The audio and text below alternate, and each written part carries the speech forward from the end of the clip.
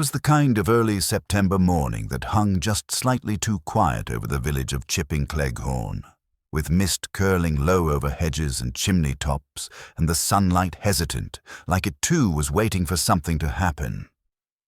The ivy-clad brick of Colonel March's manor, Fernwood Hall, rose at the edge of the village like a reluctant sentinel, its Georgian symmetry dulled by the years, and the colonel's indifference to upkeep. That very morning, the gardener had found the front door ajar, a door that, according to everyone in Chipping Cleghorn, Colonel March bolted every night with military precision. Inside, the household was silent. Police Constable Evans arrived first, after the gardener had run red-faced to the post office and blurted the story to Miss Simmons, who of course immediately rang up the station. Miss Marple, who was choosing a stamp for a letter to her niece in Torquay, overheard everything and, by polite coincidence, strolled in the same direction as Evans.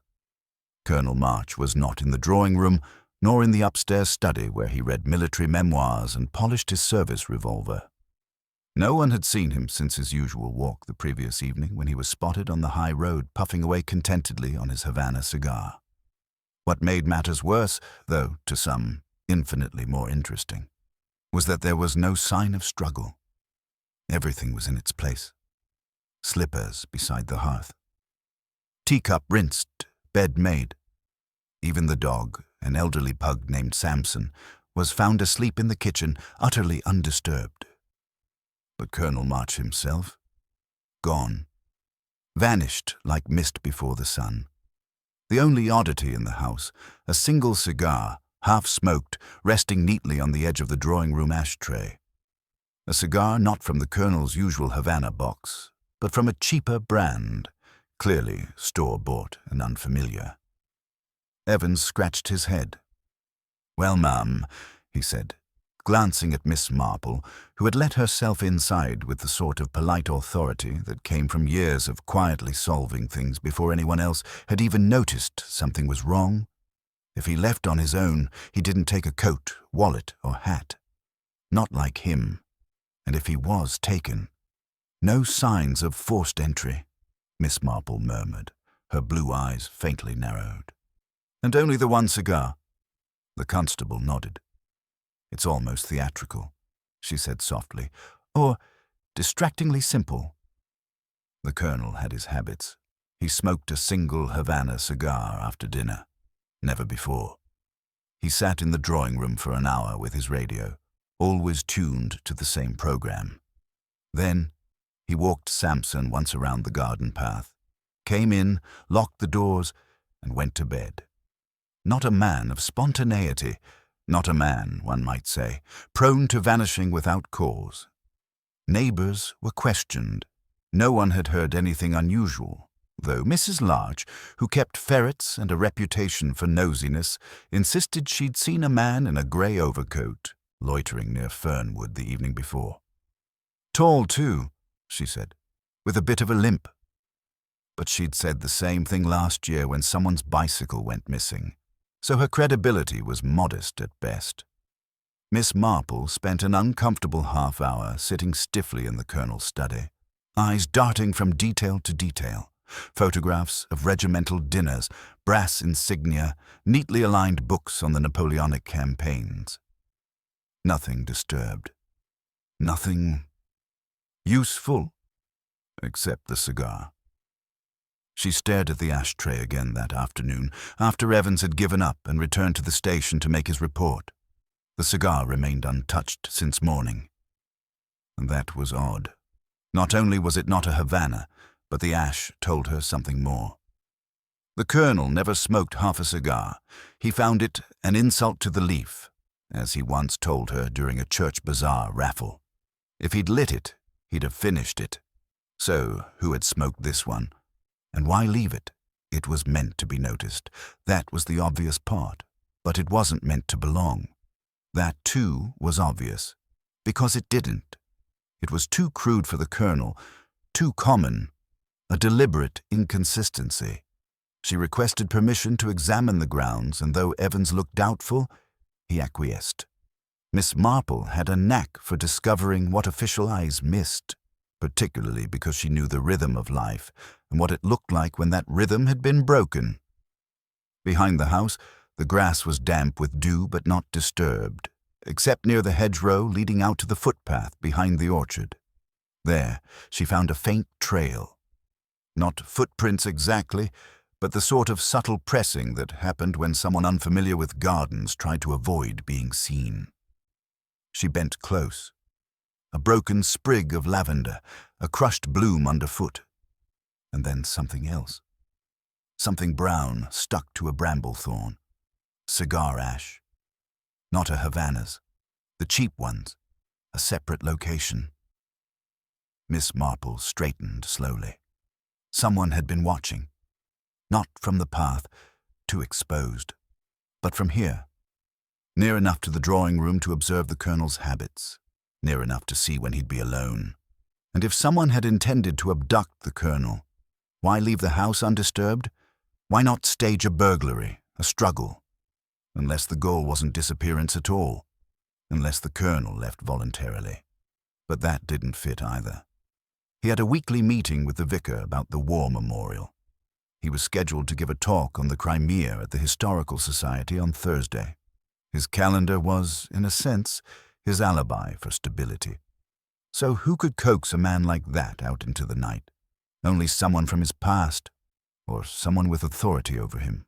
And the cigar, that cheap, out-of-place thing, was not only left to confuse, but to signal. A calling card. Miss Marple returned home that evening, thoughtful and quiet. She laid her knitting down untouched for once and instead consulted her modest but remarkably comprehensive bookcase. A particular volume caught her eye, Gentlemen Officers of the Intelligence Corps, 1918 to 1946. Colonel March, she knew, had served beyond the usual infantry duties, and among the names listed under his command in Cairo, she found one with a note. Dishonorable discharge. Presumed deceased. 1943. A name, Victor Hanley, a man who, by wartime reports, walked with a limp. The next morning, Miss Marple returned to the study. She examined the cigar box. Full, as expected. But under the velvet insert, something had been hidden, flattened, forgotten, or perhaps meant to remain unfound except by someone with patience. A photograph, folded and old. 2 men in uniform, one unmistakably the Colonel. The other, tall, narrow-faced, unsmiling. Written on the back, a scrawl. You owe me, VH. A debt, or a reckoning. The game was no longer about a disappearance, it was about a return. And Miss Marple, with a glance at the now cold cigar in the ashtray, felt the story begin to unfold, one calculated step at a time. By the following morning, the village hum had risen from speculative to feverish, with theories spun over tea cozies and biscuit tins, most leaning toward abduction by foreign agents or secret mistresses. Though Miss Weatherby of the grocer's counter suggested quite seriously that the Colonel might have just stepped into another dimension. Miss Marple, however, remained unswayed by such fancies. She walked with a calm resolve to Fernwood Hall once more, where she found the front door now guarded by a fresh-faced constable with a clipboard and a limited attention span. Inside, Chief Inspector Craddock had arrived from London, summoned by an old friend in the Home Office who happened to owe Colonel March a favour from their time in Delhi. Craddock was no stranger to country oddities, nor to Miss Marple. Their relationship was the curious sort one builds over shared corpses and uneasy truths, mutual respect shrouded in polite sparring. She found him in the study, frowning at the photograph Miss Marple had unearthed. "You've already begun," Craddock said, not without a trace of resignation. "I rather thought someone ought to," Miss Marple replied sweetly. "You'll want to look into Victor Hanley. He's not quite as deceased as the war records suggest." Craddock raised an eyebrow. "You believe he came here?" "I believe someone did, someone who knew the Colonel's routine well enough to stand in the garden and wait for a moment alone. The cigar was the first mistake. Too intentional. Not meant for the Colonel, but for us. He didn't argue, only gestured to the desk. We found a second oddity. The colonel kept meticulous logs, army habit, you know, every evening's events jotted down, but the final entry last night was different. Miss Marple leaned closer. The line, written in the colonel's firm but slanting hand, read simply, 10 bells. Must answer at last a naval expression. March had never served in the Navy. Curious, she murmured. It is, Craddock agreed. Even more curious, his revolver is missing, but there's no sign it was taken. No safe forced, no drawer left open. He may have taken it himself. Unless it was handed to someone willingly, she said, walking slowly around the room.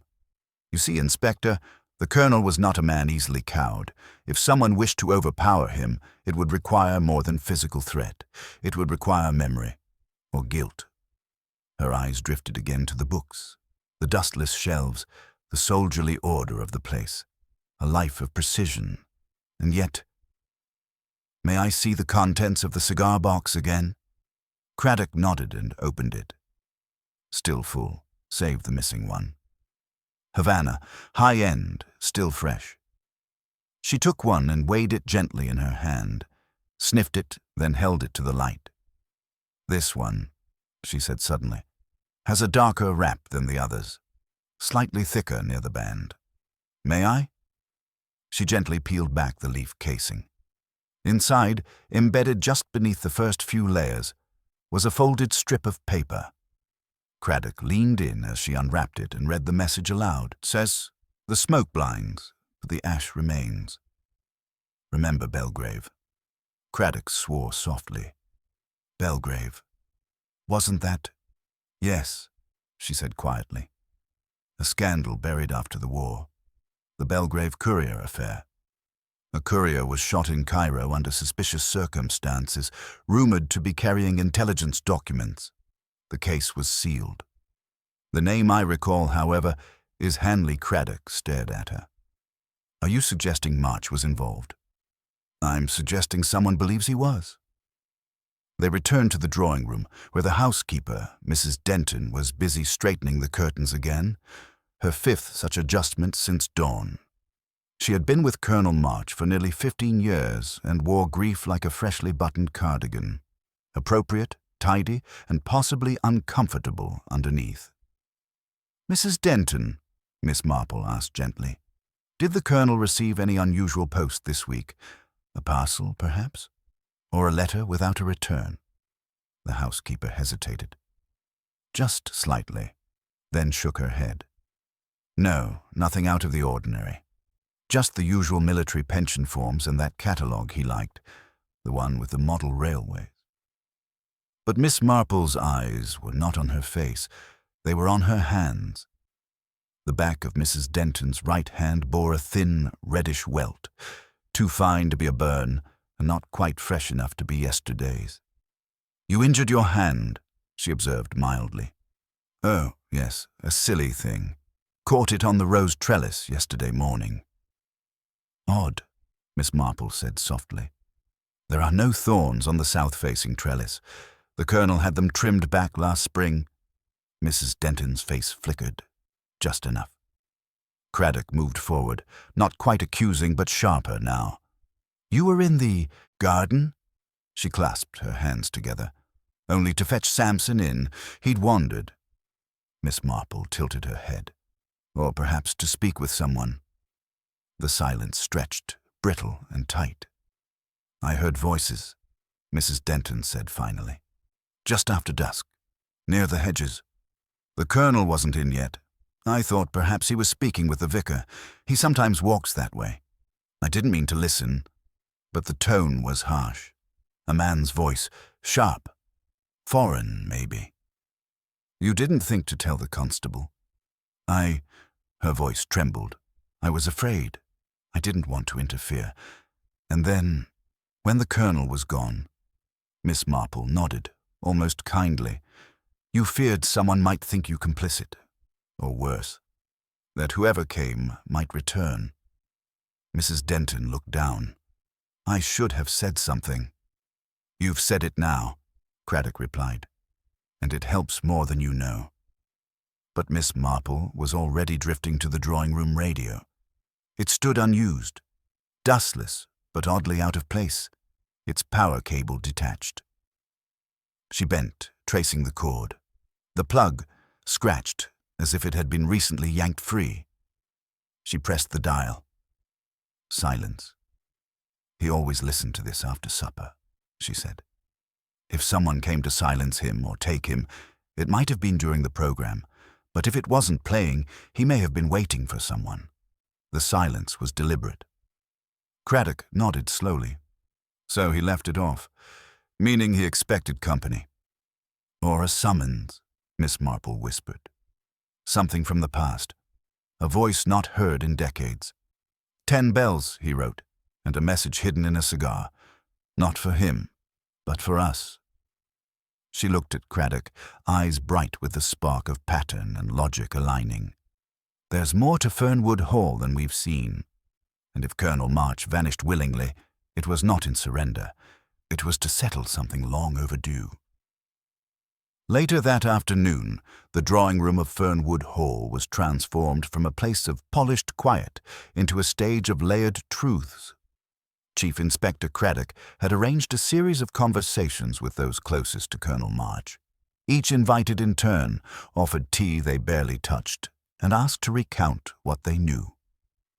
Miss Marple sat in the corner, knitting in hand, listening with the same delicate attention she might offer a distant cuckoo clock whose rhythm had gone subtly wrong. The first to arrive was Mr. Harold Jeffers, the Colonel's solicitor and long-time friend. Thin, pale, with fingers that trembled slightly when he lifted his cup, Jeffers had handled the Colonel's estate for over 2 decades. "He was a precise man, Colonel March," he said, voice clipped and controlled. "His affairs were always in order. No debts, no sudden investments. He had a fondness for military charities, nothing more." "Did he ever mention Victor Hanley to you?" Craddock asked. Jeffers blinked. "Number should he have? You served with him in Cairo, did you not?" The lawyer hesitated. "Briefly. I was administrative staff. I never saw active duty." Miss Marple's needles paused, then resumed with careful rhythm. Craddock continued. "And you were here, in the village, the night of his disappearance?" "I was. Dined alone, as I often do. Mrs. Larch can confirm. I passed her on the lane around 8:30.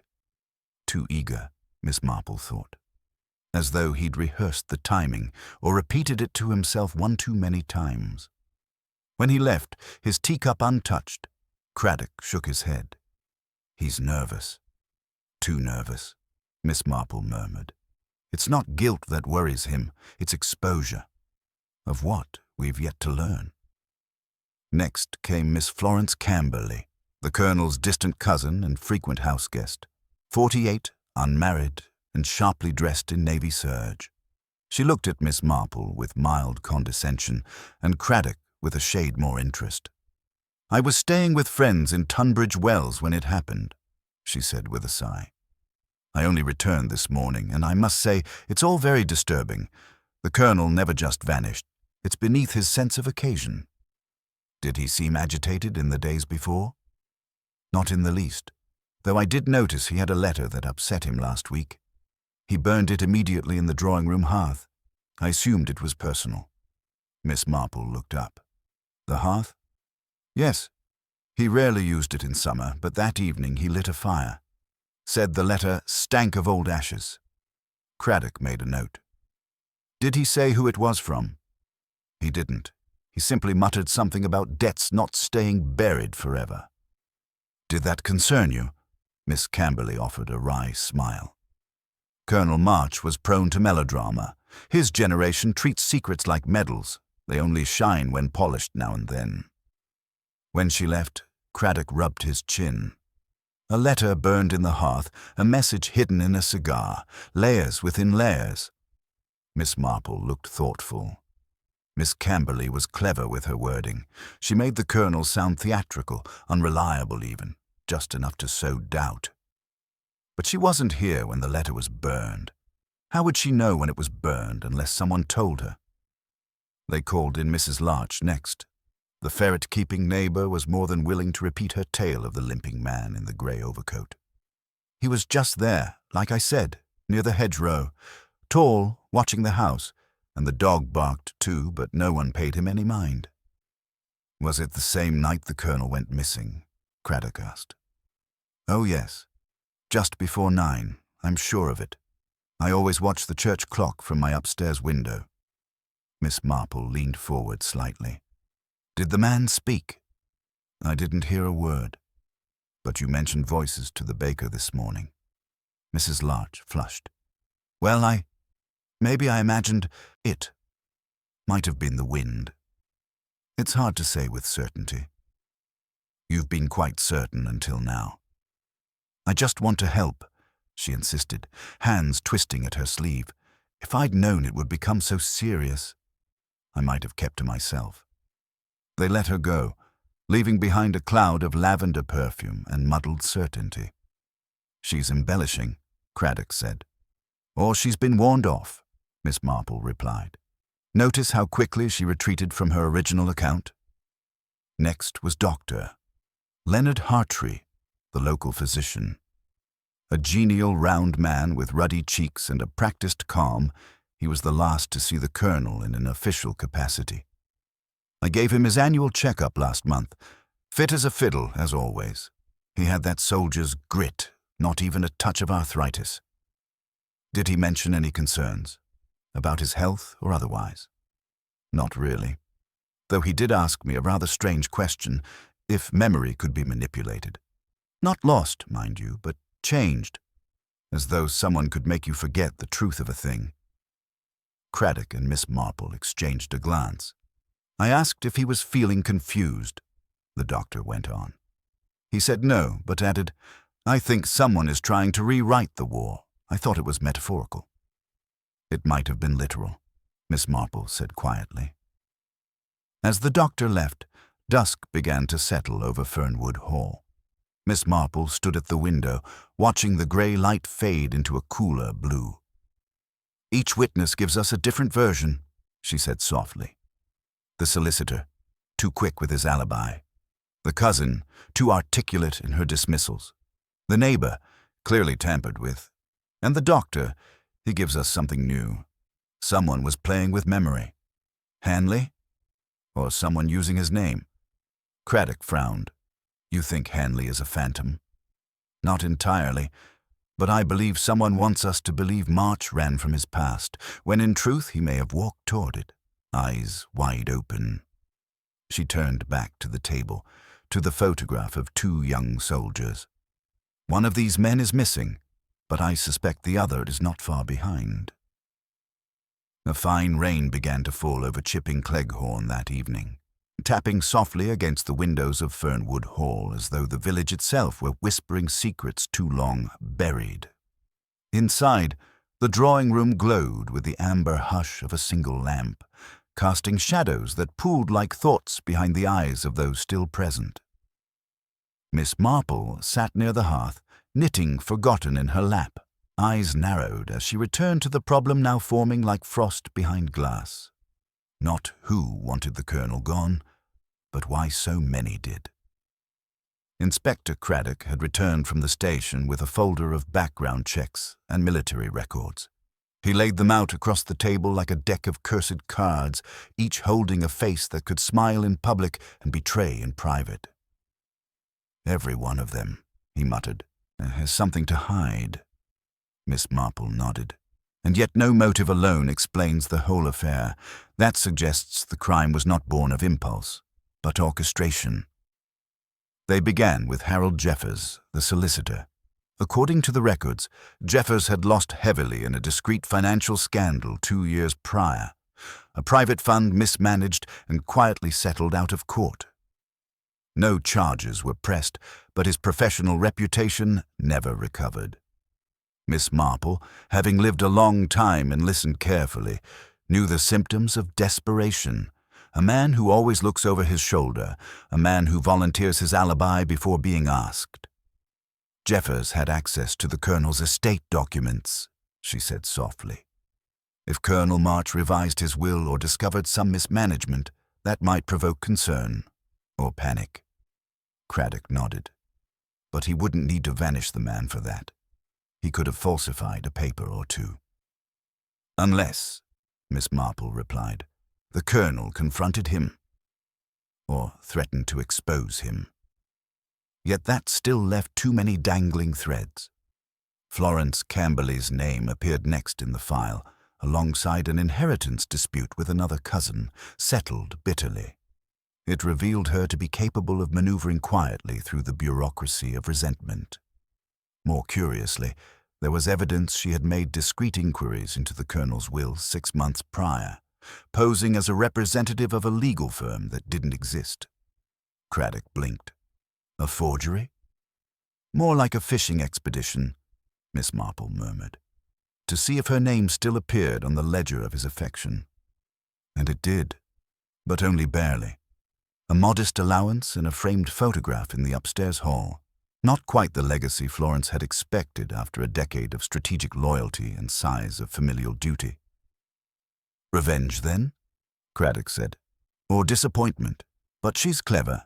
If she was involved, she didn't act alone. Then came Mrs. Denton.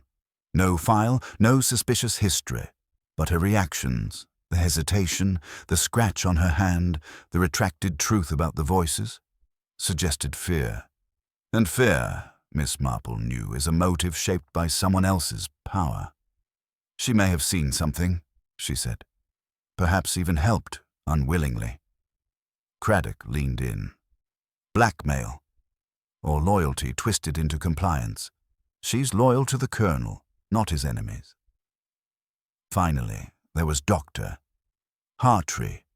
The village saw him as harmless, a kindly man who gave out free cough drops and knew everyone's grandchildren by name. But in the war, he had served as a field medic in North Africa. And in 1943, when Victor Hanley disappeared, he had been posted to Cairo, assigned to a classified medical unit. Craddock frowned. That's too much of a coincidence. He recognized Hanley's name, Miss Marple said. I saw it. He concealed it well, but he knew. A network of connections was forming, threaded by Cairo, 1943. March, Hanley, Jeffers, and Hartree had all served there in some capacity. Florence, though not present, had inherited stories from the Colonel, who was her closest blood tie. And all of them had secrets rooted in that time, secrets perhaps only the Colonel remembered. The question, Miss Marple said, rising slowly, is whether March vanished to settle a score, or to protect someone else from settling theirs. That night she walked alone to the vicarage, through the dripping hush of rain and memory. The vicar was away, but his secretary, a prim girl with enormous glasses, agreed to let her browse the parish registers. Miss Marple searched for something only time could hide, an older thread, one even the Colonel might have overlooked. There it was, 1947, a baptism, child unnamed, mother, Evelyn Hanley, father. The address listed wasn't a house, but a military convalescence home, a whisper of scandal, a girl abandoned, a name protected. Miss Marple returned to Fernwood and asked Craddock to bring Mrs. Denton once more. The housekeeper looked older now than the day before. She clutched her hands tightly, her eyes rimmed with sleeplessness. You knew Evelyn Hanley, Miss Marple said gently. The woman stiffened, then nodded. She was my sister. She died in 49. Pneumonia. And the child. Her throat worked silently. Then, she was adopted. Colonel March arranged it, said he owed Victor something private, something not for papers. Craddock leaned forward. You never mentioned this. No one ever asked. Her voice trembled. I kept it secret. The Colonel told me not to speak of it, not ever. But I knew something was coming, the way he walked these past weeks. It was like waiting for a bell to toll. Miss Marple placed a hand on hers. That child. Who is he now? Mrs. Denton whispered. Doctor. Hartrey's new assistant. The young man, Samuel. But he doesn't know. Neither does the doctor. Miss Marple exhaled. The past had not returned as a ghost. It had grown into a man walking beneath their noses. The Colonel's final act may not have been escape. It may have been protection. Someone discovered the truth, Miss Marple murmured, and someone wanted to use it. Craddock stood, suddenly alert. Then the motive isn't just revenge, it's inheritance. The Colonel knew the boy was Victor's. If he named him heir, then Florence would lose everything. Miss Marple finished. And Jeffers, well, he might lose more than money. And so, the web was nearly visible now. Tangled motives, Florence's ambition, Jeffers's desperation, Denton's silence, Hartrey's unknowing connection, and above them all, Colonel March, holding the threads of war and blood and consequence. But only one among them had pulled hard enough to make him vanish. By mid-morning the next day, the entire village buzzed with the news, and the Colonel's revolver had been found, buried beneath, a loose stone in the garden wall behind the rose trellis. Chief Inspector Craddock stood grim-faced by the scene as photographers snapped pictures and constables paced with artificial urgency, grateful at last for something tangible. A black cloth-covered evidence bag lay on the table beside him, its contents confirming what everyone suddenly wanted to believe, that Colonel March hadn't vanished. He had been murdered. Miss Marple stood quietly to the side, her expression unreadable. The discovery, after all, was convenient. Too convenient. The revolver bore clear fingerprints, none belonging to the Colonel. Instead, they belonged to Harold Jeffers. Craddock confronted him that afternoon at the solicitor's office, accompanied by 2 constables and a flurry of statements. Jeffers, pale and stammering, denied everything at first, but when shown the revolver and the fingerprints, his composure broke like a dropped teacup. "I didn't kill him," he insisted. "I never touched that gun, I swear it. I visited him that evening, yes, but he was alive when I left. I was trying to reason with him, about Florence, about the will. He was planning to change it again." "To whom?" Jeffers hesitated, then sagged. He wouldn't say, only that it would cause waves. "And did you argue?" Craddock pressed. "A bit, but nothing more." He was arrested on suspicion of murder before dusk. The papers were notified. The village, in hushed gossip, nodded its agreement. Poor Jeffers, but it had to be him. Who else? And yet something nestled beneath the surface of it all, a discomfort that scratched at the back of Miss Marple's mind like an unwelcome draft. It wasn't just the ease of it, nor the timing. It was the entire composition of the thing. She returned to Fernwood Hall as the rain began again, her shoes soft against the flagstone walk. Craddock was already there, turning over the details in frustration. "I ought to be satisfied," he muttered. "Gun, motive, opportunity, but it all stinks of theatre." Miss Marple nodded. "Tell me, how did they find the revolver?" A constable saw a patch of disturbed soil and got curious.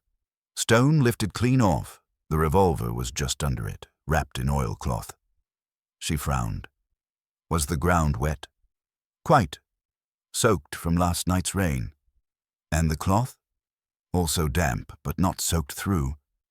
She walked to the garden wall, bending slowly, examining the stone. The earth beneath was fresh, but not freshly dug. No worm trails, no clumps. "This was staged," she said at last. "Planted after the rain. Perhaps late last night." Craddock stared. To frame Jeffers. To mislead everyone. She turned to look back at the house. Who has access to Fernwood and knows where the key is hidden in the ivy box by the pantry door? Craddock sighed. Everyone we've spoken to. Miss Marple was silent a long moment. Then we must ask ourselves, who benefits from Jeffers being removed from suspicion? Craddock opened the file again. Jeffers's arrest had spooked Florence Camberley. Her message that morning had been curt and flinty. "I hope you found the killer. I've nothing further to add." But Miss Marple, who had seen far too many masks in her years, found her silence more telling than her words. "I'd like to speak with Miss Camberley again," she said, "but not in her home. Somewhere neutral." Craddock arranged it. They met that evening at the vicarage library. Florence was composed in a dove-grey coat, her gloves never removed. She sat like a figure carved from duty. "I assume this is about that poor man, Jeffers?" she said at once. "You've arrested him, haven't you? Rather a relief." "Not quite," Miss Marple said softly. "We've found evidence, yes, but not truth. I've found that the two seldom coincide in murder." Florence arched an eyebrow. "Isn't that your forte, Miss Marple? Turning murder into domestic psychology?" "A clean parlor can still hide a rotting floorboard," Miss Marple said gently. "Tell me, did you know the Colonel was considering naming Victor Hanley's son as heir?" Florence's eyes barely moved, but her lips thinned. "He never mentioned such a thing," she said coolly. "But you guessed, or suspected." "I suspected a great deal. The Colonel was always fond of secrets." Miss Marple studied her. "And you forged a letter from a legal firm to learn whether he had changed his will?" Florence froze. Her hand clenched once around her handbag. Then, slowly, she smiled. "That hardly makes me a killer." "No," Miss Marple said, "but it makes you desperate. And desperation, in the right hands, can be shaped into something quite dangerous." Florence stood. "If you've no charge to make, I'll excuse myself." She left without waiting for permission. Later that evening, Craddock met Miss Marple in the Colonel's study, where she'd spent the last hour tracing his old files. In one folder, labeled Personnel, Cairo, she found notes, scrawled by the Colonel's hand, on Hanley, Jeffers, and even Dr. Hartree. But there was a fourth name, underlined twice, C. Camberley. "Cyril Camberley?" Craddock asked. "Florence's brother," Miss Marple confirmed. "He died in Cairo in 1943. Suicide, according to the file. But March wrote a note beside it. Not suicide. Buried too deep. Blame fell elsewhere." Craddock sat back. So she had a second motive. Revenge. "She lost her brother," Miss Marple said, "and always blamed March, but she couldn't strike then. She waited. She made herself indispensable. Until she discovered March planned to hand everything to the son of the very man she believed responsible for her brother's death." Craddock rubbed his temple. "Then she planted the revolver." "With help," Miss Marple added. "She needed someone else to stir the water. Someone to distract the eyes. And Jeffers. Perhaps innocent, perhaps used. The point is, someone still walks free, and they're not finished yet." She stood, eyes steady on the darkening window. "This is not a case solved. This is a curtain closed prematurely. The second act waits, and the true hand has not yet struck its final blow." The next morning, mist drifted low across the hills, like a memory the village couldn't quite shake. The news of Jeffers's arrest still lingered in shop-front whispers and churchyard pauses, but Miss Marple felt no comfort in the supposed resolution.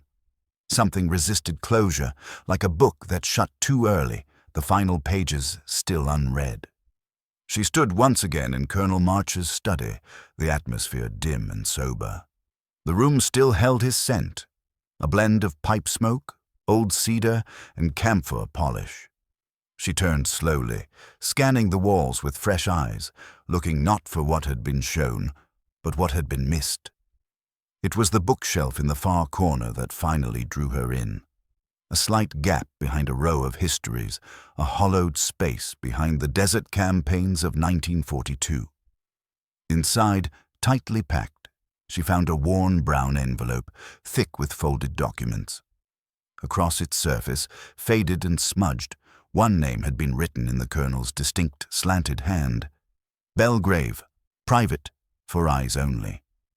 Miss Marple slipped on her gloves and carefully unfolded the contents. Inside were pages of correspondence, coded signals, and field memos, all dating back to Cairo, 1943, and among them one piece stood apart, a letter unsealed but preserved. To CM. You know what happened. They made it look like Cyril chose the bullet himself, but we both saw the file. The photographs. It was Victor, and your silence is a debt I will never forget. One day, you'll have to answer for that. If I don't return, I've made sure someone will come looking. My son will carry the key. The rest is yours to live with. E.H. Evelyn Hanley. Craddock arrived minutes later, summoned by Miss Marple's precise call. She handed him the file without ceremony. He kept it all, she said quietly. Everything he wanted forgotten, everything he feared might one day resurface. Craddock scanned the documents, his frown deepening. This changes things. It does more than that, Miss Marple said. It roots the crime in a past so bitter it was never really buried. Not for March, not for Hanley's family, and not for Florence Camberley. She motioned to the letter. This is the link we didn't see. Evelyn knew March's silence cost her brother his life. Florence believed March caused that death, but both were looking at the same moment from different sides. Craddock rubbed the bridge of his nose. And Hanley? What was his part in it? Victor Hanley killed Cyril Camberley in Cairo under orders, or so he claimed. March knew and helped cover it up, perhaps for the sake of operational secrecy. But secrets rot, Inspector. Evelyn bore a child, raised in silence, and March later tried to do right by the boy, perhaps out of guilt, but Florence saw it as betrayal. Craddock nodded slowly. So Evelyn Hanley's child, Samuel, comes back, unaware of his own history. Florence realizes who he is and fears losing everything. The colonel plans to name him heir. She panics.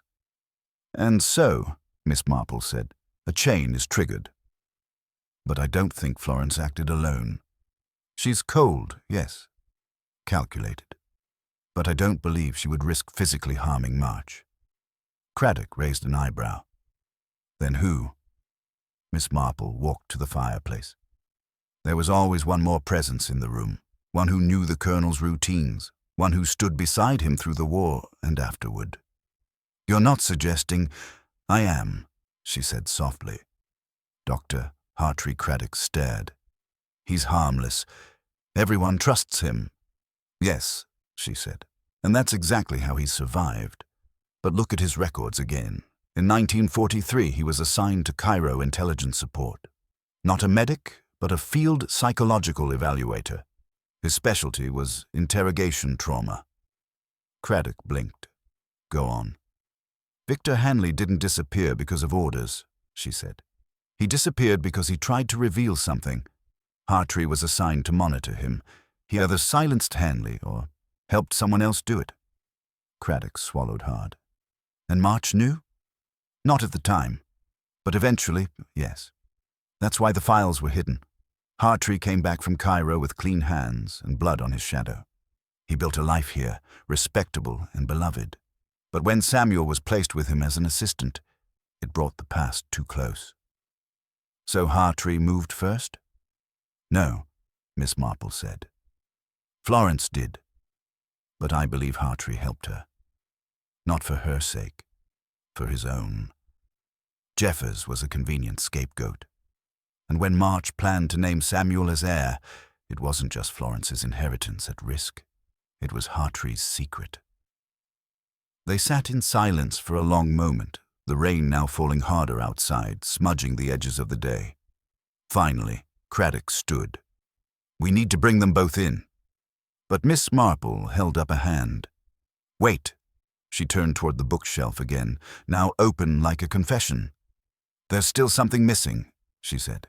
Hanley said his son would carry the key, and the colonel hinted that the past couldn't be buried. If that's true, we're not done. Not until we find the real Victor Hanley. Craddock turned sharply. But he's dead.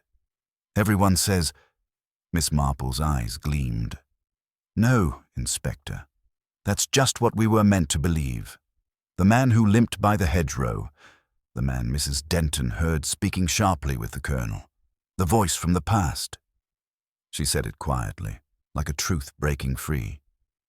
"Victor Hanley is still alive. And he's already here." It was well past dusk when Miss Marple made her quiet return to Fernwood Hall. The study lights had been dimmed, the constables reassigned to the lane, and the house lay in that peculiar stillness that follows a storm of accusation, when everyone suspects they've said too much but fears they haven't said enough. Craddock had gone to interview Florence under pretense of routine follow-up. Miss Marple had asked him to delay any formal charges, just long enough for one final test. She believed in method, yes, but she also believed in human nature. And human nature, when touched with just the right pressure, often yielded more truth than a police file ever could. She entered the drawing room and lit a fire, so deliberately, as March had done the week before. Then, with slow and practiced hands, she arranged 5 chairs in a half-circle around the hearth. To each, she assigned a cup of tea. To each cup, she added a particular detail. One chipped, one gold-rimmed, one with a faint lipstick stain, one slightly cracked at the base, and one perfectly pristine. 5 cups, 5 rolls. At 8 o'clock, her guests arrived. Florence Camberley came first, in a midnight wool coat and surgical coldness in her posture. "You asked me to come," she said, "but I do hope this isn't another of your parlor games." Miss Marple smiled. "No games, Miss Camberley. Just truth." Next came Mrs. Denton, flustered and anxious, her eyes darting from Florence to the carpet, as if searching for instructions. Then Harold Jeffers, released temporarily on bond, arrived in a trembling flurry of apologies and nerves. He looked paler than ever. Dr. Hartree followed, slower, quiet, with that same disarming warmth that had made him invisible for decades. And finally, Samuel, the young assistant, still unaware that the room held the wreckage of a life he hadn't known was his to inherit. "Please," Miss Marple said, gesturing. "Sit. Tea?" Each person took a seat. Each selected a cup, subconsciously, carelessly. Miss Marple watched. Florence took the pristine cup. Jeffers, the cracked one. Mrs. Denton reached for the chipped one. Samuel, the lipstick-marked one. And Dr. Hartree, without hesitation, took the gold-rimmed. It told her enough. She poured her own cup and waited until the room had settled into quiet. The fire crackled softly. Then, without changing her tone, she began. "When I was a girl, my uncle taught me a little trick. He called it memory baiting. The idea was simple. People remember what they wish to forget only when they believe it's been exposed." Florence stiffened. Miss Marple continued. "So I propose a simple exercise. I'm going to describe a scene. If anyone recognizes it, feel free to say so." She leaned slightly forward. A man, dressed in uniform, 2 others, one in medical whites, another in civilian attire, stand over a table. On that table, a map, a black and white photograph. A decision is made. A life is taken, but not on the battlefield. Jeffers looked confused. Mrs. Denton paled. Florence crossed her arms, but Dr. Hartree froze. Just a flicker, a long breath held too long. Miss Marple noted it. "Now," she said gentler, "imagine the man who ordered that life taken survives. He disappears, but the file remains, the memory, the shame." Hartree's jaw flexed. "I wonder what he might do," she mused, "if he saw the child of the one he betrayed walk into his surgery. If that child were offered the inheritance of the man who knew it all." Hartree suddenly stood. "This is absurd." "No," Miss Marple said softly. "It's deeply inconvenient, but not absurd." She turned to the others. "You see, Victor Hanley didn't die in Cairo. He vanished because Hartree and others made him vanish. They buried the truth. But Evelyn Hanley knew. She gave March her son, Samuel, and made him promise to protect the boy from both enemies and legacy. March did his best, but Florence discovered the child's identity, and Hartree, he couldn't bear the risk of his past being exposed. Hartree scoffed. "You have no proof." Miss Marple smiled faintly. "That's the thing about proof. It rarely arrives before guilt." She stood and walked to the hearth. "You took March's revolver from the drawer during your visit for tea that afternoon. You planted it in the garden late at night after the rain had passed. The oilcloth was only damp on the surface. You thought framing Jeffers would suffice." Hartree's face darkened. "I had no reason—" "You had every reason," she cut in sharply, "because March had found the old files. He was preparing to name Samuel as his heir, and he confronted you, didn't he? That night." She stepped toward him. "You argued in the garden. Mrs. Denton heard. You tried to reason, then threaten. March wouldn't bend. So you forced him into his study, at gunpoint perhaps. But you didn't kill him." That froze the room. Florence blinked. "What?" Miss Marple turned to her. "He's not dead. You see, he vanished, yes, but he left of his own will. Forced to protect Samuel, to bait the spider into stepping onto the web." Hartree stepped back. "This is madness." "No," Miss Marple said. "It's justice. Delayed. The colonel is alive, and he sent word this morning from a military contact in Dorset. He's ready to return." Hartree's face collapsed inward. His shoulders slumped. Jeffers looked up in astonishment. "He's alive?" Miss Marple nodded. "He staged his own vanishing, with the help of one person, Mrs. Denton, who'd been sworn to silence until the truth came out." The housekeeper wept silently, face buried in her hands. Miss Marple looked at Samuel, whose stunned silence had not broken since the start. "You were always part of this," she said gently. "You just didn't know." Hartree turned slowly to the young man. "I tried to protect you," he whispered. "No," Miss Marple said firmly. "You tried to protect yourself, and now the past has returned for its due." She turned to Craddock, who had been waiting in the hallway ready. "It's time." The storm rolled in without warning. By midnight, thunder cracked over Chipping Cleghorn like cannon fire from a distant war, and wind lashed the hedgerows as though trying to uproot the very past Miss Marple had spent days unearthing. The final confrontation in Fernwood's drawing room had left the suspects fractured, silence clinging to them like smoke. Dr. Hartree had been taken into custody under preliminary charges, though he remained coldly silent, offering neither confession nor denial. The village, of course, was already buzzing. The elderly vet's fall from grace had become the kind of story told in whispers over tea and sharpened scones. Miss Marple, however, felt no satisfaction, because the most vital truth still hung unresolved. Where was Colonel March? And now that the web was exposed, she feared something or someone might act before he could emerge from the shadows. She was proven right far sooner than expected. At 6:32 a.m., Chief Inspector Craddock arrived at Fernwood Hall with 2 constables and an ashen face. "The study's been broken into," he said. Miss Marple had only just risen and was still in her robe.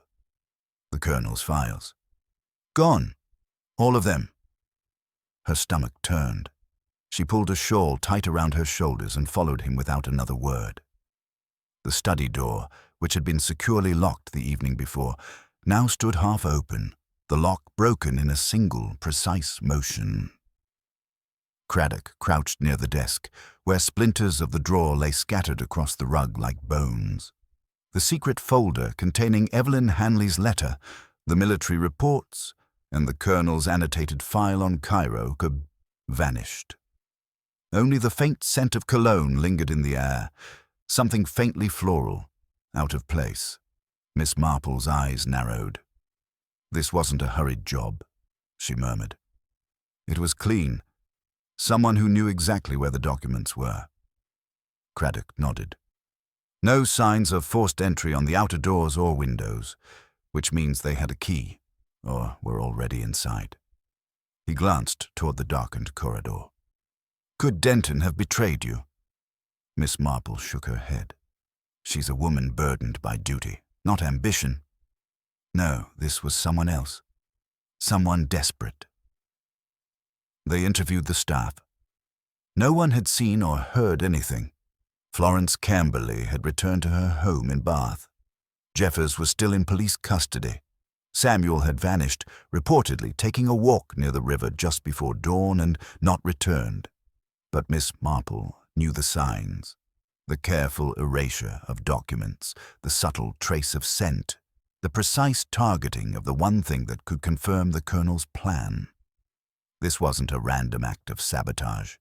It was surgical. She returned to the drawing room alone and sank into the high-backed chair by the fireplace. There, she stared at the coals as if trying to summon the ghost of March himself. He had been clever. Clever enough to disappear without trace, but not clever enough to anticipate that someone would try to erase him entirely. Whoever had taken the files wasn't simply hiding the past. They were trying to alter it, to win by default. And then her eyes settled on something peculiar. The Colonel's humidor, where he kept his cigars, was slightly ajar. She rose, crossed the room and opened it fully. Inside, the cigars were neatly stacked, but one was missing. In its place was a tightly rolled piece of paper sealed with wax. Her hands trembled slightly as she broke the seal and unrolled the message. To J.M. If you're reading this, then I've failed to keep the truth secure. Evelyn's son must know who he is, but the price of revealing it may be his life. Hartree isn't alone. There's another. Someone I once trusted more than my own judgment. If this message is taken before I return, know this. What matters isn't the past we uncover. It's the future we protect. Burn what remains. Leave no map, only a compass. C.M. Miss Marple let out a slow breath. So March had anticipated betrayal even beyond Hartree. There was another player, one more careful than Florence, more hidden than Hartree, more desperate than Jeffers. And whoever they were, they had struck first. The phone rang. Craddock answered, his expression darkening as he listened. Then he looked to her. That was the Bath constabulary. Florence Camberley's house was ransacked early this morning. She's gone. Gone? Miss Marple echoed. Vanished. No note, no sign of struggle. Her car's still in the garage. Neighbors say she took a phone call late in the night, then left with a suitcase. On foot. Miss Marple sat back in her chair, knitting untouched beside her. The timing was too precise. Florence had made her move, but it wasn't escape. It was something more final. She didn't run, Miss Marple said softly. She went to silence March herself. Craddock blinked. You think she found out where he's hiding? She always finds out. Miss Marple stood and began pacing slowly. She planted the revolver with Hartree's help. She let him take the fall, but when she saw March hadn't resurfaced after Hartree's arrest, she panicked. She feared he had another plan, one that might still expose her, so she made a final play. Where would she go? Miss Marple looked at him sharply. Dorset. March's old regiment had a safe house there during the war. He referenced it once in a letter he wrote to the vicar's father. I suspect he returned there, out of both habit and caution. Craddock turned toward the door. We'll dispatch a team immediately. No, Miss Marple said firmly. She's clever, Inspector. If she sees uniforms, she'll vanish again. Or worse. He hesitated. Then what do we do? Miss Marple reached for her handbag. We go quietly. Now before the trail disappears again. She paused at the door, casting one last glance at the humidor, the empty cigar slot, and the burning letter in the fireplace. Someone's trying to erase a man's life, she said, and we're running out of pages to stop them. The fields outside Chipping Cleghorn had gone silver with mist by the time Miss Marple and Inspector Craddock reached the Dorset coastline. The air here was different, thinner, as though less oxygen reached through the weight of memory and old secrets. The cottage they sought sat alone at the edge of a wind-swept bluff, half swallowed by gorse and ivy. It had once belonged to the ministry during the war. Now it was little more than a forgotten outpost, its secrets sealed by time and salt. Miss Marple had visited only once before in 1946, on a long-forgotten errand for an old friend. She remembered the crooked porch rail, the door that stuck in damp weather, the smell of tobacco and varnish inside. But today, the door wasn't stuck. It was wide open. Craddock drew his revolver without a word.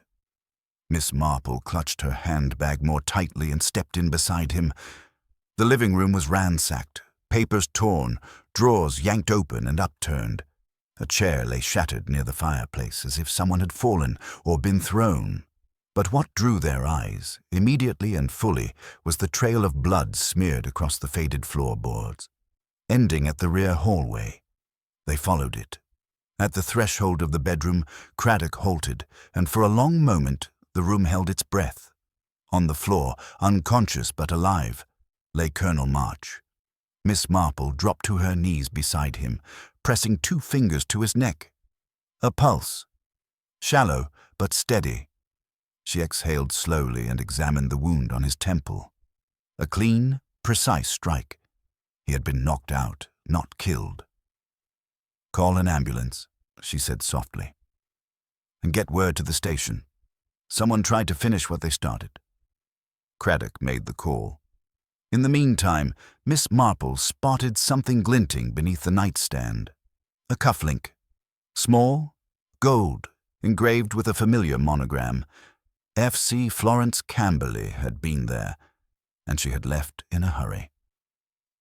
Miss Marple rose slowly, feeling the weight of time on her joints and something heavier in her chest. Dread. The Colonel was alive. Barely. But whoever struck him hadn't meant to kill him immediately. It had been a precise blow, just enough to silence. She had wanted information, but what kind of information was worth risking it all for now? Back in the living room, she noticed something else, something subtle, a half-burned envelope in the hearth. The edges curled inwards, the center intact, just enough to reveal a crest. Hanley. She carefully removed it with tongs and examined the page inside. "To be delivered upon my death. Regarding the matter of Samuel H., his bloodline, the sealed file, and the pension order issued through Belgrave. A will. Or part of one. Florence came for this," she murmured. "Not to destroy it, but to find it. She needed something only March could give her. A document proving Samuel's inheritance." Craddock looked puzzled. "But why not just destroy it if she feared it?" Miss Marple turned. "Because she doesn't fear it anymore. She wants to control it. Think of it. If she found a way to forge March's signature and obtained this document, she could claim Samuel's inheritance as her own under false guardianship. Say he was illegitimate. Say she was trustee. It's fraud, yes.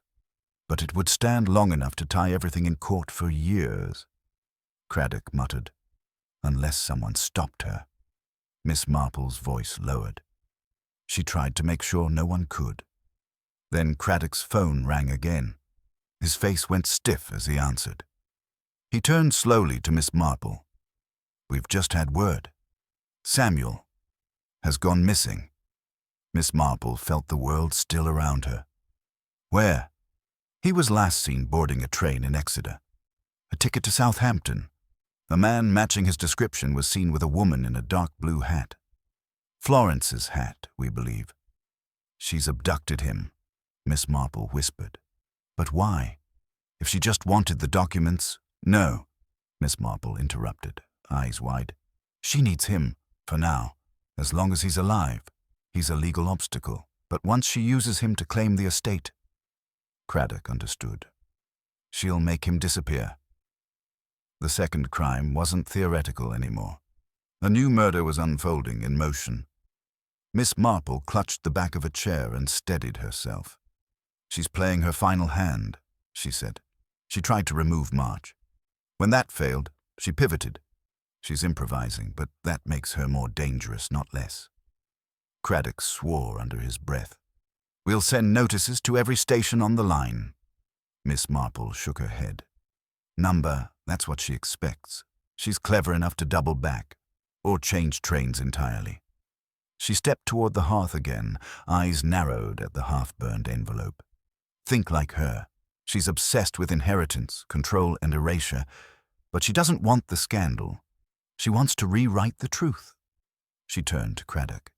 "There's one place she can go that gives her both time and silence. A place no one would think to look for a missing boy she's claimed as her ward." Craddock blinked. "Where?" Miss Marple exhaled slowly. "Her family's summer estate in Devon. Abandoned, forgotten since the war. But I remember it. I remember her speaking of it once in 1949. A place where no one dares knock unless you've been invited." Craddock grabbed his coat. "We'll go now." Miss Marple nodded.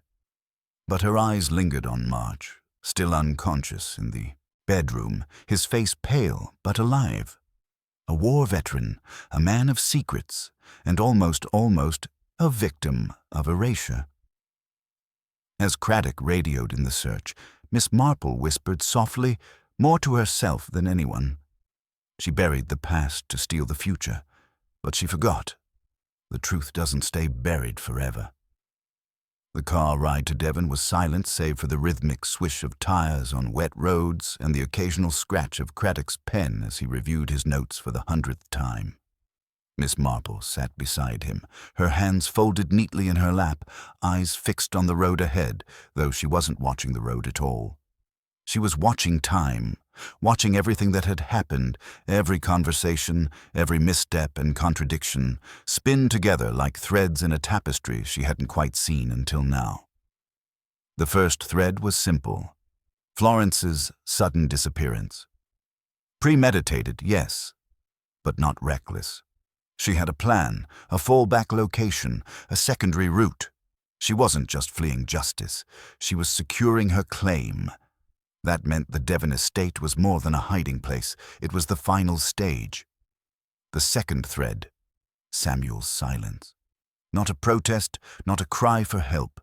Had Florence convinced him to trust her, or had he known more all along? Then came the third thread, and it snapped the others into place. A memory. Miss Marple blinked once and sat up straighter, the old armchair of her mind creaking into motion. It was from 3 days earlier, in Fernwood Hall's drawing room. Craddock had been leafing through March's military files.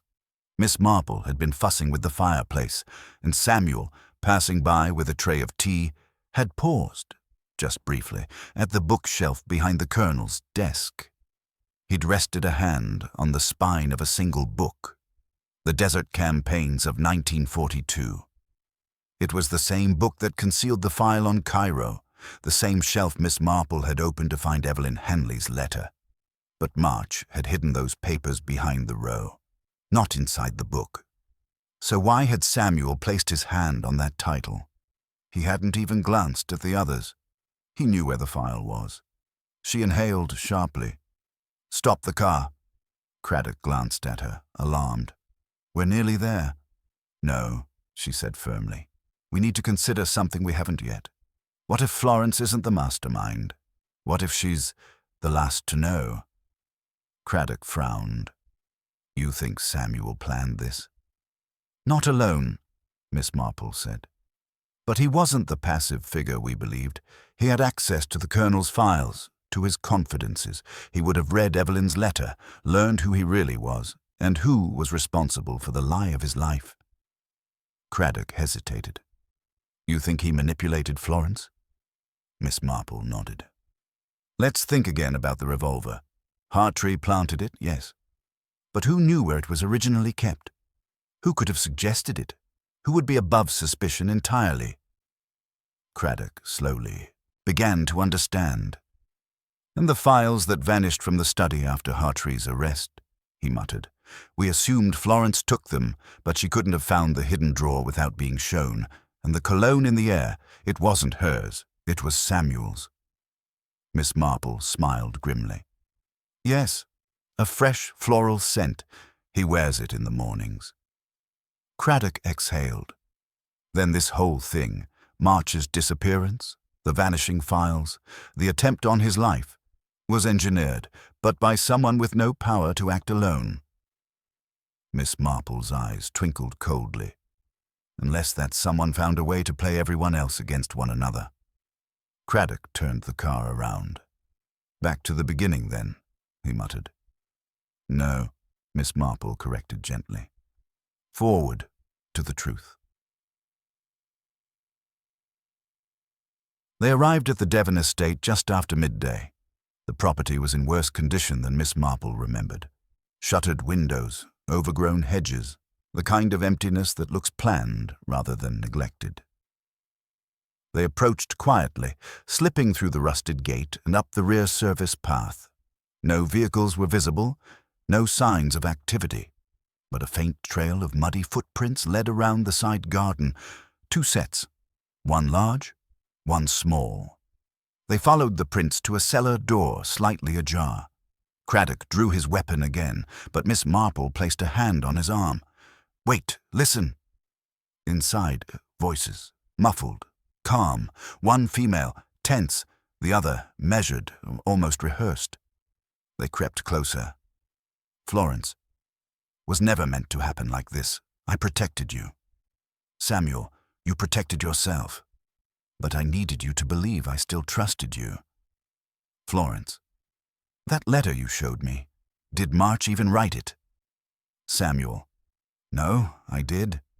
You made me very good at forging things, Aunt Florence." There was silence, thick and final. Craddock's eyes widened. They burst in. Florence stood frozen beside a dusty cabinet, her face drawn and pale. In the center of the room, Samuel sat with a stack of documents on a crate, original copies of the March estate papers, the revised will, and Evelyn Hanley's sealed letter. In his hand, a lighter. "Don't move," Craddock barked. Samuel looked up, perfectly calm.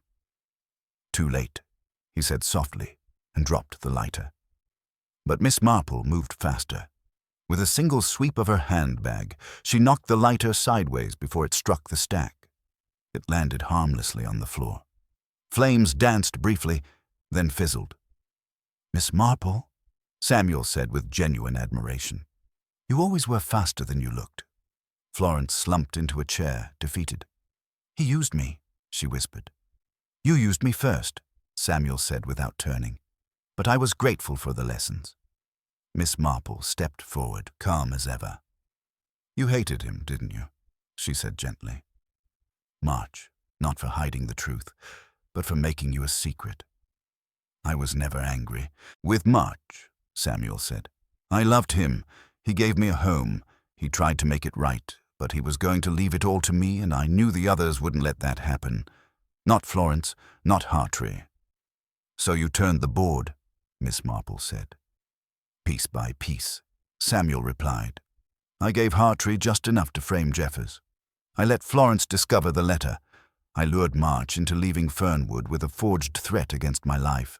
When he tried to go to the police, I stopped him." Craddock stepped forward. "You struck him?" "With the butt of the revolver," Samuel admitted. "Didn't mean to kill him, just delay him, until I had everything." Miss Marple looked at the young man sadly. "But what you never realized," she said, "is that March never wanted to erase your past. He wanted you to own it." Samuel met her eyes. "I don't need a past," he said. "Only a future." Then Craddock placed the cuffs on him, and the past, for once, held firm. As they led Samuel and Florence from the estate, the wind picked up again across the Devon cliffs. Miss Marple stood for a moment in the doorway, her eyes turned to the horizon. Patterns, she thought, are only seen by those who wait long enough for silence to reveal them. And silence, at last, had spoken. Rain began to fall softly as the police car turned onto the main road out of Devon, ferrying Samuel and Florence into custody, one eerily calm, the other sunken in shock. In the back seat, Samuel leaned against the window, watching raindrops streak down like lines from a diary finally being erased. Miss Marple, in the trailing car with Craddock, remained silent. But behind her quiet demeanor, her mind worked with unwavering precision. Something still didn't add up. Not the crime, which was now fully untangled, nor the manipulation, which Samuel had executed with chilling poise. It was his motive, the deeper why, that had never quite clicked. He had claimed anger, claimed betrayal, even vengeance. But Miss Marple had known true vengeance before, and Samuel had never burned hot enough. He hadn't lashed out. He had orchestrated. And that meant there was something more behind his curtain of control, something far colder, far older than anyone had guessed. By the time they reached Chipping Cleghorn and settled again into the small interview room at the station, Miss Marple asked Craddock for just one favor. "Leave me 10 minutes with him. Alone." Craddock hesitated. "He won't confess," he said. "No," Miss Marple agreed, "but he might explain." Samuel sat across from her at the plain wooden table, hands folded, expression neutral. He looked younger under the harsh overhead light, but no less dangerous. "You've won, Miss Marple," he said. "You don't need to dig deeper." She didn't reply at first. Instead, she took out an old handkerchief, delicately embroidered with the initials CM, and began cleaning her spectacles. "When I was a girl," she said finally, "there was a boy in our village who collected birds' eggs. But he didn't keep them. He would crush them in his palms and bury the fragments in the fields. It puzzled everyone, until one day his mother found the journal he kept. In it, he wrote only a single line again and again. 'If I can't be the first to see it fly, no one else will.'" Samuel tilted his head. "And what does that have to do with me?" "You didn't want revenge," she said quietly. "You wanted to erase the future." A small smile tugged at the corner of his mouth. "That sounds poetic and dramatic." "It's true," she said, folding the handkerchief neatly. "You didn't kill for inheritance. That was the tool, the bait. What you truly wanted was control over your own narrative, a life that no one else could define, not even the man who tried to save you." He said nothing. "You discovered who you were, yes," she continued, "but more than that, you discovered you were created by a war you never fought in. You were the product of silence, of shame, and of secrets exchanged by men in rooms far from home. Your mother never told you. March never fully explained, and so when you pieced it together, it wasn't rage that filled you. It was vacancy. There was a flicker, barely perceptible in his gaze. That's the root of it, isn't it?" she said gently. "You weren't raised with hatred. You were raised with absence. And when you finally knew who you were, you realized no one ever meant for you to have a story at all. I made my own," he said, still composed. "I took the chaos they left me and gave it order." "No," she said. "You built a trap." Her voice softened. "You didn't want March dead, not truly. What you wanted was for him to choose you, to name you, openly, publicly. But you were terrified that he wouldn't, so you made it impossible for him to speak before you could act. And when you believed he had betrayed you, even for a moment, you decided the future wasn't worth having." His jaw tightened, just barely. "You see, Samuel," she said kindly, "you're not a villain. You're a ghost." That hit home. He blinked once, slowly. The mask cracked, not shattered, but strained. "My mother wrote him a letter," he said after a pause. "She begged him to tell me, to explain, but he locked it away, left it buried in that book like some shameful relic." "He was afraid," Miss Marple said. "He wanted to protect you from what he had seen in the war, from what men like Hartree and Florence had become. And he feared the truth might break you." Samuel gave a faint laugh. "But the truth is all I ever wanted." He leaned forward now, voice low and even. "You think I'm cold? I'm not. I cried when I read her handwriting. I memorized every curve of every letter, but it wasn't enough. Because once you know you were born in silence, that your name was chosen to erase someone else's, you stop believing in happy endings." Miss Marple's heart ached, not with pity, but with recognition. She had seen boys like him after the war, half-formed by grief, shaped by absences they couldn't name. "But you could have built something else," she said. "A life, a legacy." "I did," he said. "Just not the one you approve of." There was no malice in his tone, only finality. "I wasn't trying to destroy March," he added. "I was trying to make him say it, just once, out loud, who I was, what he owed me, but he refused, even when I told him I knew." "And so," she said softly, "you struck him." "I silenced him," Samuel corrected. "The way he silenced her." Silence fell again. Then Miss Marple stood, slow but steady.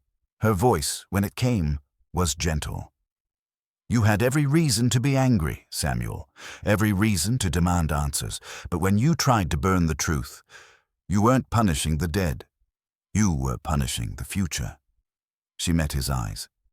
"And the most tragic part is, March did plan to name you his heir. He had even drafted the addendum. He was simply waiting until the investigation was complete. Until you were safe." Samuel stared at her, a flicker of disbelief in his eyes. "You're lying." "I'm not," she said. "But you never gave him the chance." She left him then, in that small white room with the humming fluorescent light and the ghosts he had summoned. Behind her, the past had finally caught up. But ahead of her, there was still something worth saving, not the legacy of Colonel March, nor the reputation of the Hanleys, but something more fragile and important. The truth. The kind that survives not because it's easy, but because someone chose to face it rather than bury it. Miss Marple stepped out into the corridor and found Craddock waiting. "He talked?" he asked. She gave a small nod. "Enough." He opened the door for her. "Where to now?" Miss Marple smiled faintly. "Home. I think I'd like to do some actual gardening for once." And with that, the mystery, the crime, the lies, the twisted inheritance, finally let go. Not forgotten. Never that. But laid to rest. The rain had stopped by dusk, but a damp chill lingered over chipping Cleghorn, clinging to rooftops and seeping through hedgerows like the echo of secrets not quite silenced. Inside Fernwood Hall, the hearth crackled steadily. Miss Marple sat alone in the drawing-room, precisely where the case had begun. By the fireplace, beneath the portrait of Colonel March in his uniform, his steely gaze fixed just over her shoulder. She had requested one final meeting, and Chief Inspector Craddock, trusting her instincts more than most, had agreed. The others thought the case concluded. Samuel in custody, Florence charged as an accomplice, Hartrey's confessions corroborated and catalogued. But Miss Marple knew better. There was one last voice missing, one piece of the puzzle left unsaid, and so, when the door creaked open and the butler announced, "Colonel March," she rose slowly to greet the man everyone had nearly buried. He looked older, his cane more than an affectation now, and his once proud shoulders sagging slightly under the weight of time. But his eyes were the same, piercing, watchful, haunted. He crossed the room and said, "Jane." She nodded once. "Colonel." He glanced around. "Craddock said you wished to speak privately." "I did." "About Samuel?" Miss Marple gestured to the fire. "Please, sit." He did, and the silence between them settled like fog on a forgotten moor. Then she said it, plainly. "You never intended to tell him, did you?" March blinked. "He was a boy without a name," Miss Marple continued softly. "A son born of war and loss. a shadow you carried. You raised him with kindness, but never truth. And when he finally discovered who he was, he unraveled. The colonel looked away. I meant to protect him, Miss Marple nodded. But you protected him from the very thing that could have anchored him. Identity. March stared into the flames. I feared what it would do to him, he murmured. Knowing what Evelyn suffered. Knowing that his birth was the result of deception and sacrifice, that his life came from betrayal. No, Miss Marple said gently. His life came from courage, from a woman who chose to save her child instead of herself, and from a man who could have abandoned that child, but didn't. He met her eyes, but I failed him. Yes, she said, not unkindly, but not in the way you think. She reached into her handbag and withdrew a small, neatly folded page. Evelyn Hanley's final letter, the original, retrieved before the files were stolen. She handed it to him. He took it slowly, unfolding it with fingers that trembled ever so slightly. He read it once, then again, and when he spoke, it was not with guilt, but grief. She asked me to give him her name. Miss Marple said nothing. I kept it locked away, as if hiding it could undo the past. I told myself it was mercy. It was fear, she corrected softly. And it made him vulnerable to someone like Florence. Someone who saw him not as a son, but as a pawn. March's face tightened. Where is he now? Safe, she said, but not whole, and he won't be until he hears the truth from you, not from a file, not from me. March set the letter down carefully. You summoned me here to tell me that? Miss Marple's expression sharpened. No, Colonel, I summoned you because the case isn't over. He stilled.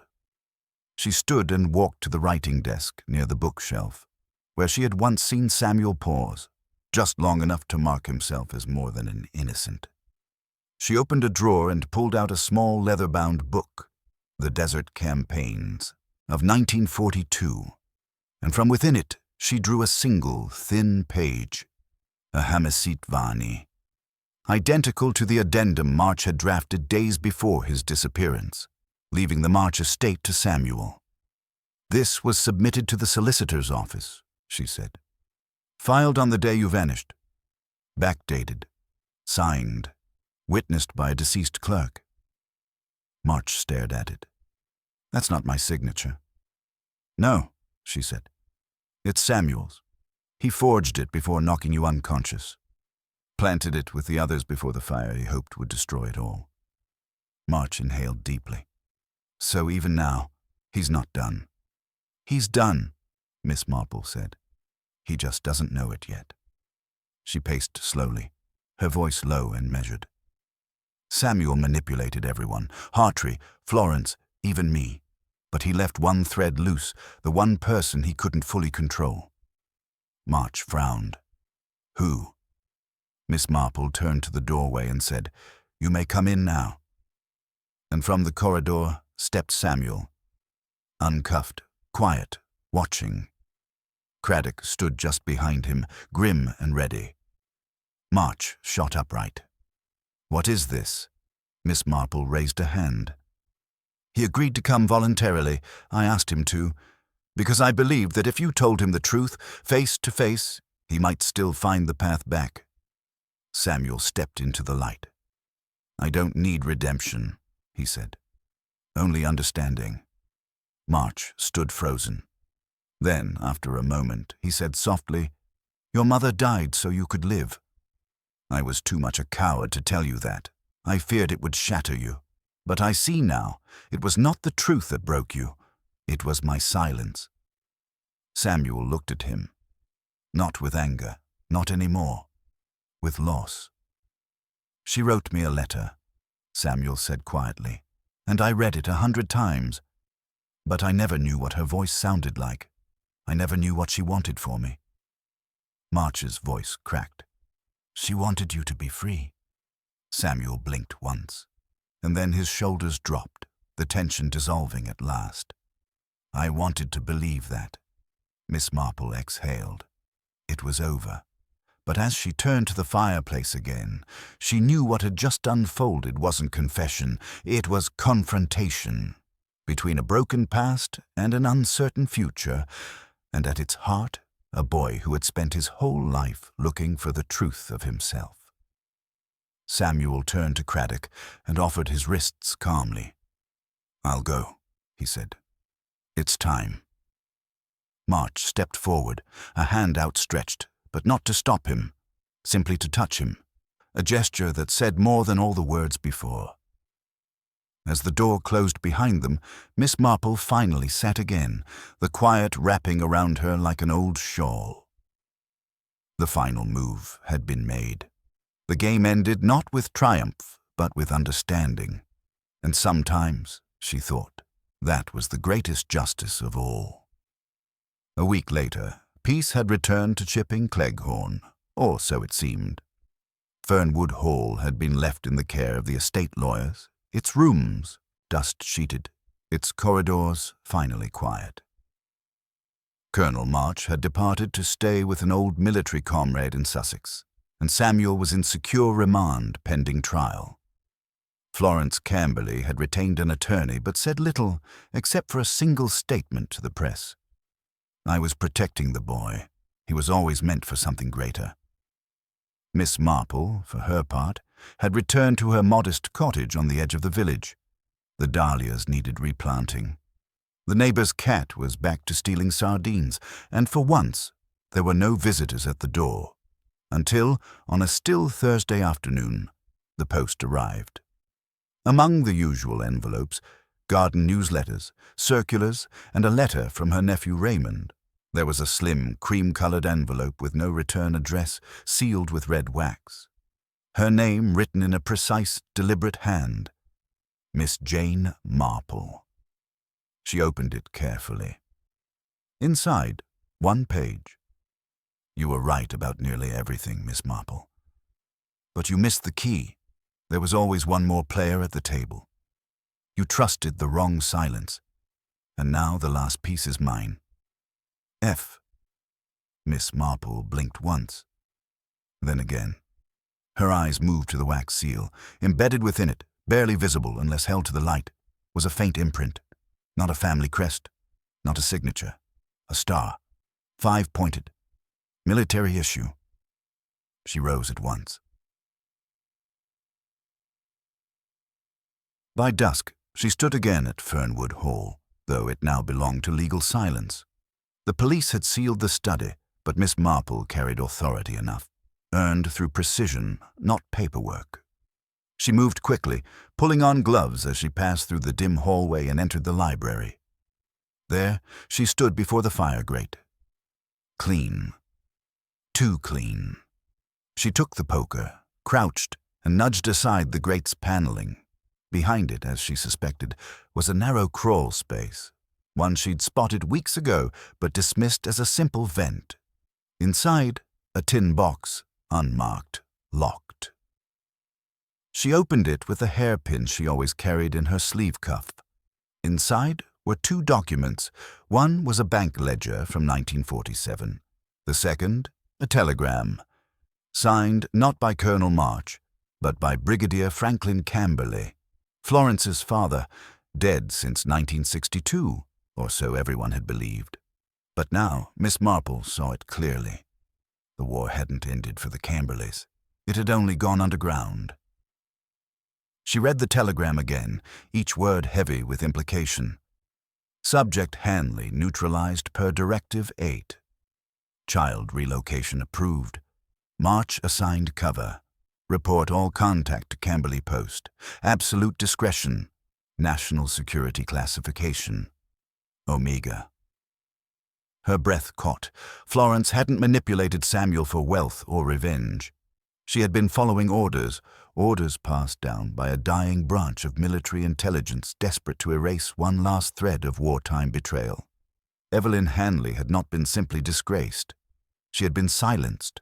Her child had been relocated under classified directive. And Colonel March, not just protect her, handler. And Florence? The enforcer. But there was more. The ledger showed regular withdrawals under a false name, accounts tied to a J. Templar, routed through Zurich, then funneled back to England over 20 years. Blackmail. Silence bought and paid for. Miss Marple stood very still. Someone had wanted Samuel to break, to lash out, to destroy the legacy of March. Someone who needed every tie to the Hanley incident erased. And now only one remained. Her. The floorboard creaked behind her. She turned slowly. Florence Camberley stood in the doorway. She was dressed in black, not like a mourner, but a widow. Her eyes were calm, but a single line of tension ran along her jaw.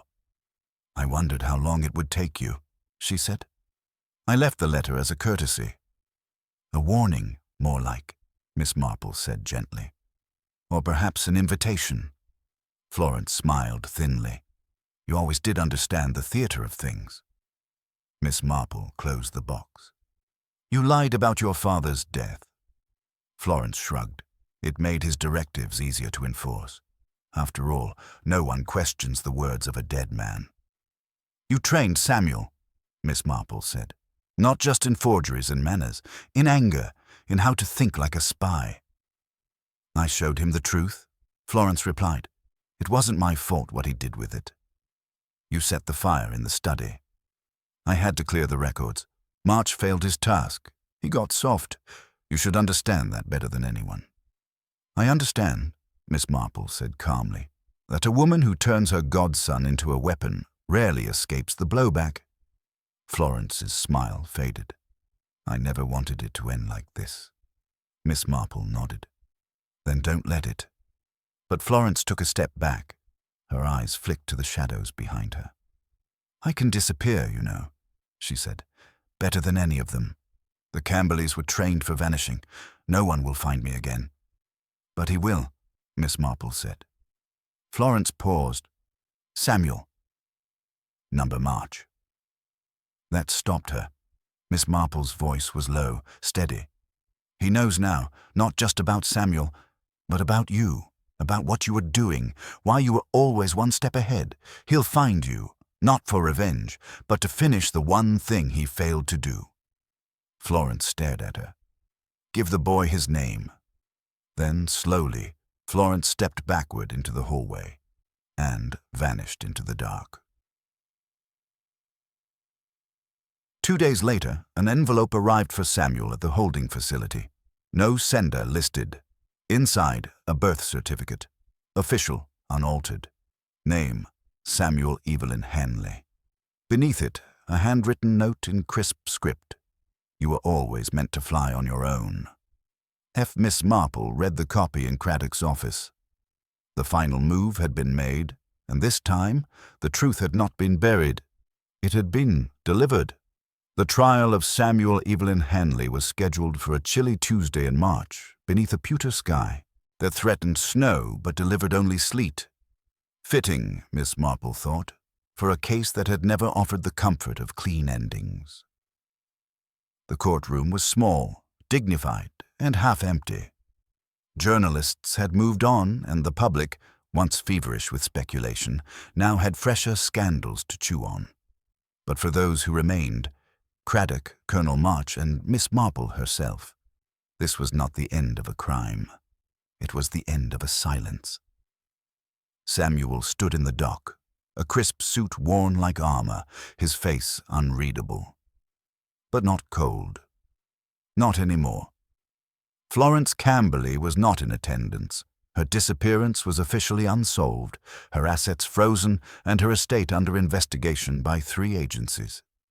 The name Camberley had slipped back into the shadows from which it had emerged. The judge read the charges. Fraud, conspiracy, attempted murder. Miss Marple, seated quietly beside Craddock, watched the room not for drama but for weight, who leaned forward, who shifted in discomfort, who held their breath, and who had already decided the verdict in their hearts. The prosecution built a strong case, meticulous, chronological. They presented the forged will, Samuel's movements, Florence's influence, the attempted cover-up. But their tone, clinical, removed, failed to grasp what Miss Marple had always known. This wasn't about greed, it was about identity. When the defense rose, the tone changed. They did not deny the facts. They shaped them into something else. Yes, the defense said, Samuel forged the signature. Yes, he orchestrated a deception, but the court must understand the life that led him there, a life of concealment, of silence, of being the child no one dared name. His crime was not born of malice, but of desperation for truth. The jury deliberated for 4 hours. When they returned, their verdict was clear.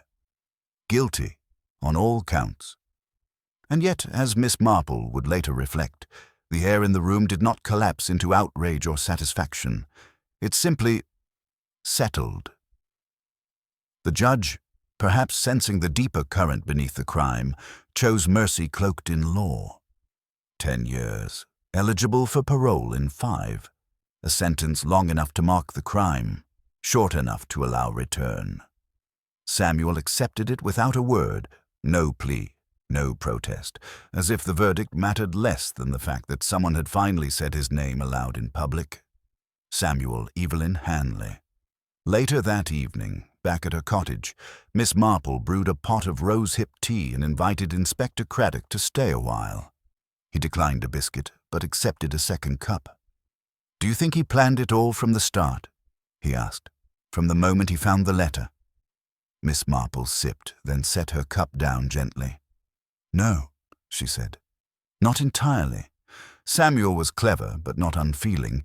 He might have let it go if March had spoken up sooner, if Florence hadn't stepped in with her poisoned loyalty. But the moment she offered him purpose, he saw the structure. And once he saw it, he built the trap," Craddock said. "Indeed," she agreed. "But I suspect he never intended March to die. That was Florence. When Samuel saw how far she'd go, he acted, but by then the wheel was already turning." Craddock nodded slowly. "Still, there were things I didn't see." Miss Marple smiled, a little sadly. "I missed them too, at first, but it's always the smallest details, isn't it? That's what this case taught me." She stood, walked over to the small writing desk, and pulled open a drawer. From it, she retrieved a folded piece of parchment, the real addendum to March's will. "I found this tucked behind the portrait in Fernwood Hall," she said. The ink was still drying the day March disappeared. He had changed his mind. He was going to name Samuel as heir, legally, openly. He just hesitated. One last delay. "And that delay," Craddock said, "gave Florence time to act." Miss Marple nodded.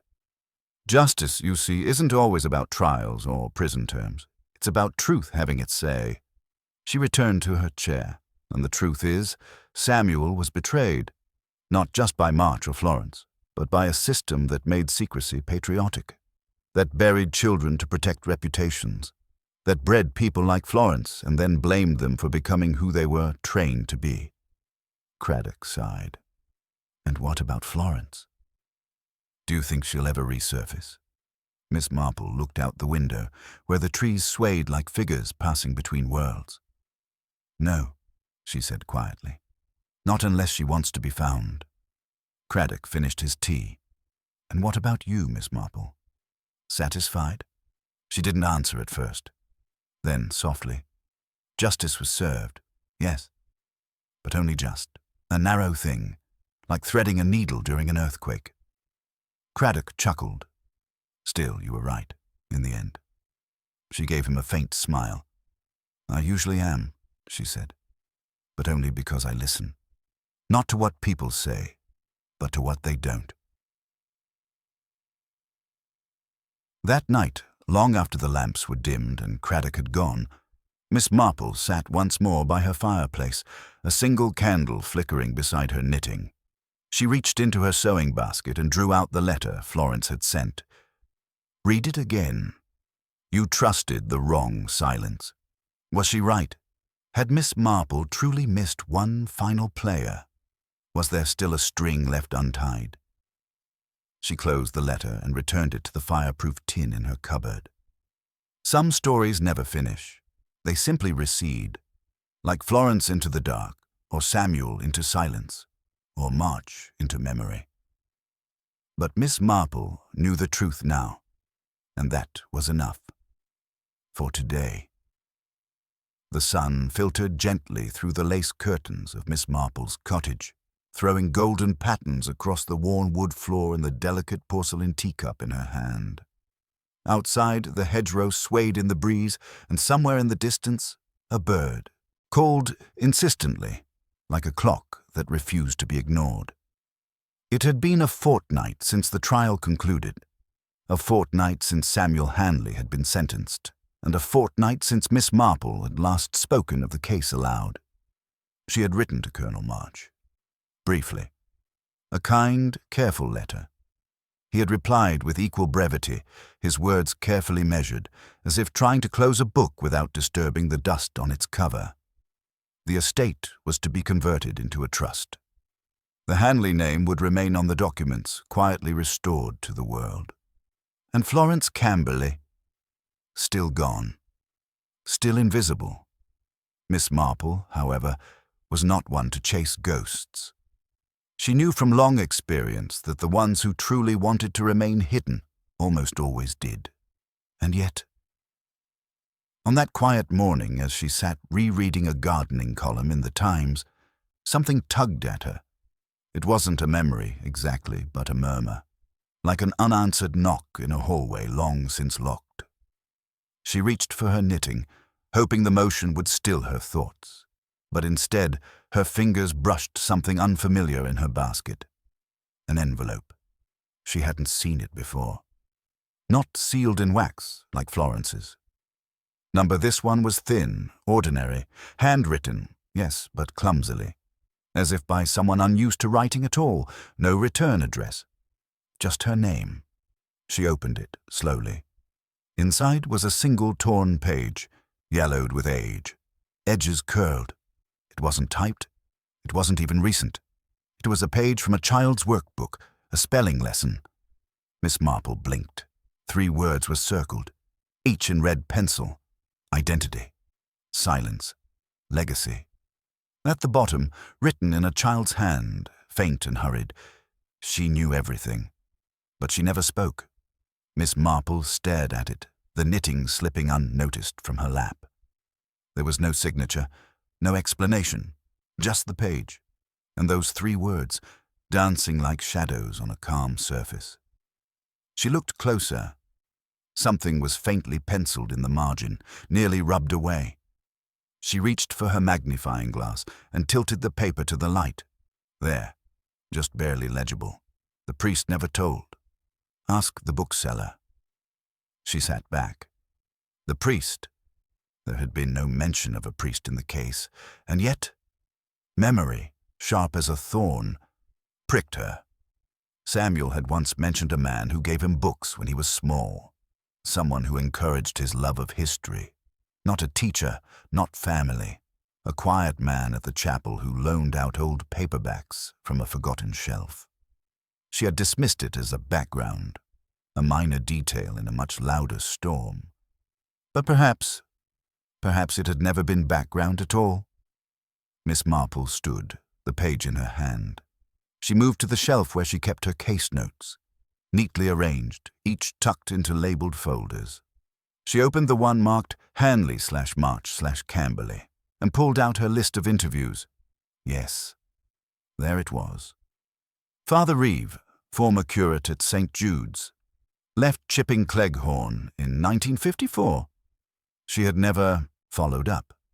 There had been no reason to, no connection, until now. She picked up the phone and rang Craddock. He answered on the second ring, sounding more cheerful than usual.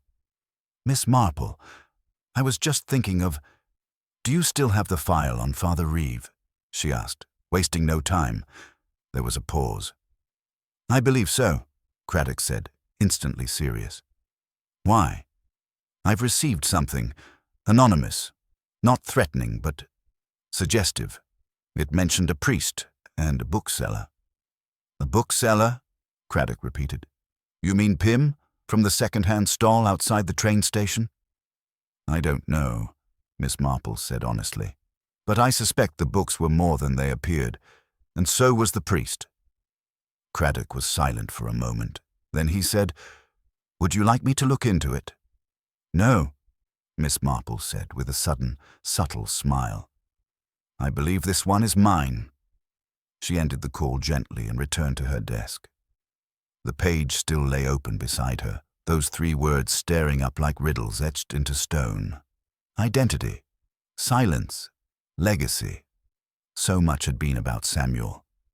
But perhaps it hadn't all started with him. Perhaps Florence wasn't the only person left who had been trained to vanish. Perhaps someone else, someone quieter, had watched everything unfold from the edge of the story. Someone who had known Evelyn Hanley, who had seen the first lies take root, who had said nothing. Until now. Miss Marple stood once more and reached for her coat. Outside, the wind had changed direction. The village trees whispered gently in its wake, like pages turning toward something new. She stepped out into the cold air, the page tucked into her pocket and her eyes fixed on the road ahead. The case of Colonel March's Vanishing Cigar had been solved. But now a far older mystery had stirred, and Miss Marple, with her eyes sharp and her step steady, was already following its scent. Because true mysteries never end. They only grow quiet, until someone listens closely enough to hear them whisper again.